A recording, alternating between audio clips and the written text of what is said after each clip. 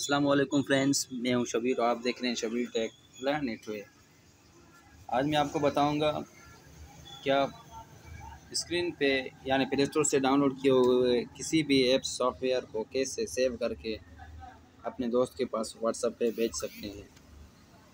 تو آئیے چلتے ہیں پلے اسٹور پہ۔ آپ کو سب سے پہلے اپلیکیشن ڈاؤن لوڈ کرنا ہوگا۔ اس اپلیکیشن کا نام ہے اے پی کے سیور۔ اے پی کے سیور تو آپ کو فرنٹ پہ یہ ایپ نظر آ رہا ہوگا۔ تو میں نے اس کو پہلے سے انسٹال کیا ہوا ہے، میں انسٹال نہیں کروں گا تو آپ انسٹال کرنا۔ انسٹال ہونے کے بعد ہم اس کو اوپن کریں گے۔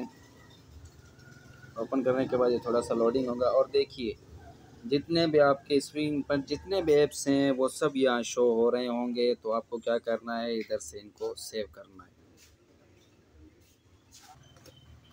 تو ادھر سے آپ کو سیو کرنا ہے۔